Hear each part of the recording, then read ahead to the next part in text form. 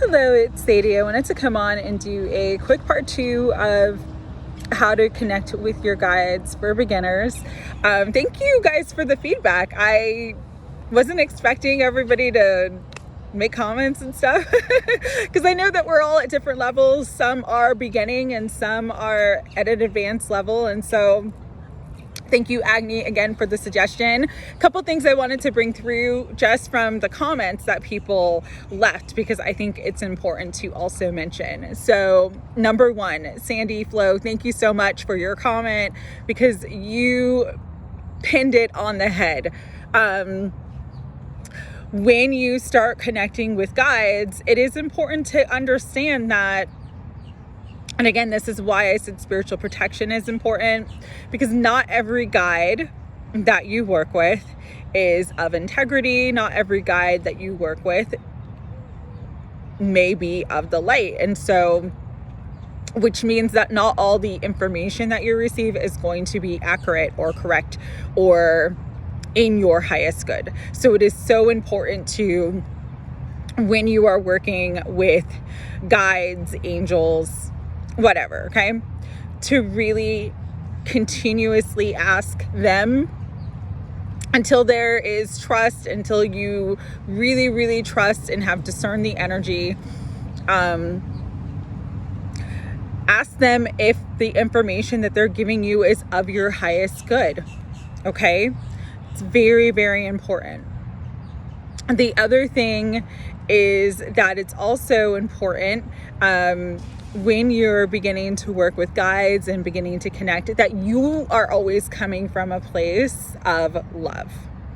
Coming from a place of love, coming from a place of openness.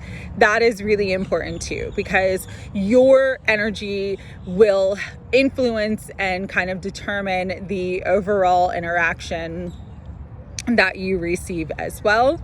One of the other things I wanted to say too is what you have to understand is the universe has two primordial energies. One is order and one is chaos. And so if you start working with your guides and you start to feel uncomfortable, uneasy, very, very important to pay attention to those red flags, okay? And again, you would want to come back into your heart, into your center, and just ask that only the energies, only the guides and the guidance that is of your highest good, that is of unconditional love, and that is for the highest good of all, that's the energy that you work with, connect with, work through you, and work with you. The other thing I wanted to say too is a lot of times we will listen to the voice of our ego and not our guidance. I'll give you an example of this because they were bringing it through this morning.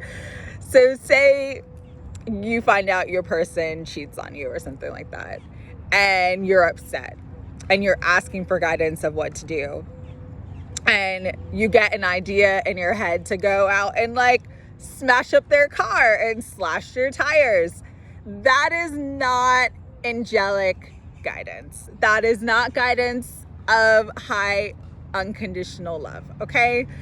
I know, I've been there, I get it, okay? But you've got to understand, like, your guides and angels of the highest frequencies of love, of the highest frequencies of light, are not going to tell you to put yourself or anybody else in harm's way. So sometimes it's our ego, it's our anger.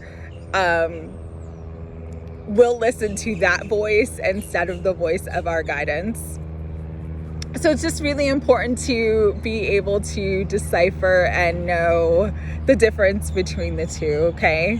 And just, again, openness, just being open to connect is really, that's all you need, is a willingness and an openness to connect, because we are always eternally connected to all things, okay? There is no separation. We're all connected. We're all connected to all things. And so just your desire and openness to connect is enough to connect. The other thing too is that maybe you don't want to work with angels. Maybe you don't want to work with ancestors. Maybe you just want to work, maybe you're traditionally religious and you just want to work with Jesus and the Holy Spirit. There is nothing wrong with that. If that is what you resonate with, work with what you resonate with. Work with what you trust. Work with what you feel the most safe and the most comfortable in. Again, one size does not fit all. And so it is really important as you are developing a relationship with your guides and your higher self and your spiritual truth that you are doing what is true and authentic to you. The other thing I want to say about guides as well, going back to what I said in the beginning, is even certain star beings, even certain ancestors may not be an energy that is for your highest good. And so that is why it's always important to continuously ask and really vet the information that they are bringing to you. Is it accurate? Does it bring me a sense of comfort? Does it bring me a sense of peace? Because remember, the two primordial energies of the entire universe, what the universe was formed on, is order and chaos. And so if anything is making you anxious or chaotic, that is usually not of your highest good. Angels bring in comfort. There's a sense of order. There's a sense of peace. Okay. And so vet the information that you are receiving. A lot of times how I actually vetted information, and again, I learned everything and did everything the hard way. And I share my experiences because I don't want you to go through the same thing. Have an easier process, okay? Do what I didn't do so that it's better for you. One of the ways when I was younger that I vetted the information that I was given is because I wouldn't listen to what I was given. Find myself in a, situation, okay? And then be like, oh my God, what do I do? Guides, please help me out. And then they would help me, and then I would listen to the guidance and get myself out of tricky situations. So that is how I started to really trust the guidance that came through, because I had to learn to get what's that expression? F around and find out. Oh, I effed around and I found out, and I was like, okay, no, I'm good. Okay, angels. Okay, take the wheel here. I trust you now. The other thing too that I wanted to say is, when you are in a good space, when you are in a vibration where you are just feeling light and open, you're going to connect to a lot of other energies. And so just know that as you grow, as you expand, sometimes your guides will change. And this is for the beginners who maybe haven't gone through that experience yet. At different levels and different stages of my vibration, I mean, my two primary guardian angels have always been with me. And that's why I recommend working with their energy first, because they're always with you. They are assigned to you for this life, for this incarnation. So they are your spiritual team. They are your spiritual group. They are your homeboys, your homegirls. They're your crew, okay? So, they're assigned to you. So they're supposed to work with you and they want to work with you. But as you start to grow and expand spiritually, new guides will come in. And so don't be afraid, especially because of the times that we're in.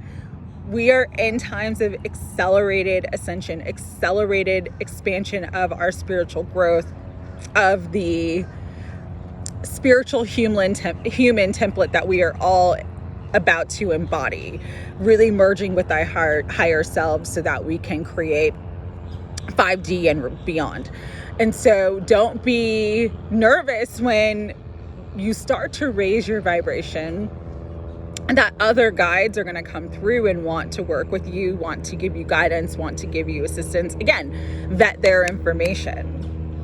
You don't have to vet it by not trusting it and then asking for help when you get in trouble, but just, ask for confirmations of guidance that they're giving you, and you will get confirmation. You will get confirmation if you are on the right path. You will get confirmation if you're accurately hearing and interpreting the guidance and accurately hearing and interpreting the message. So just always ask for confirmation after you get a message.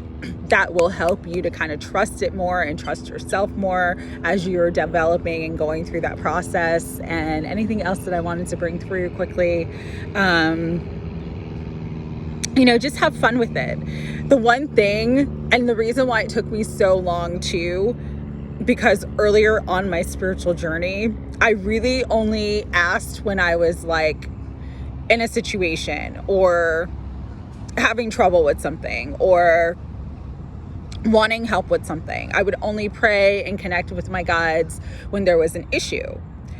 But now there's just like a constant flow. There's a constant communion. There's a constant relationship. And so you can ask your guides to help you with everything. Parking spaces, having a good day today. Don't just ask for assistance and help and connect with your guides when you are feeling down or when you're having a bad day. Like, they're always around to assist you and to give you that love and support. And so you can connect with them all times throughout the day just to say thank you. Thank you for this situation worked out. Thank you that it's a nice day today. I recommend doing it that way too, not just when you're in a crisis or in a tower like I used to do, because it really, again, helps to build that rapport and creates that foundation of love and trust.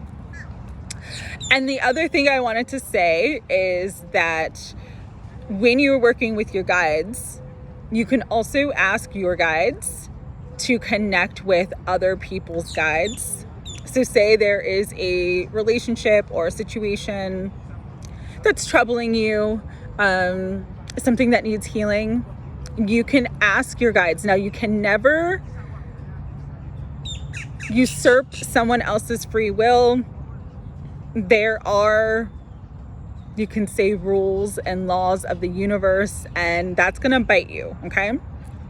But what you can do is you can come from a place of unconditional love and just say, guides, angels, I really want to heal this connection or this relationship with, and say their name.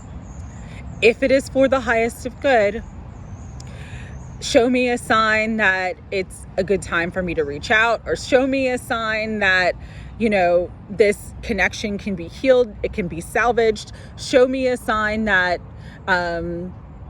you can reach out to their guides and relay my message. Those are things that you can do without bending the laws, breaking the rules. Again,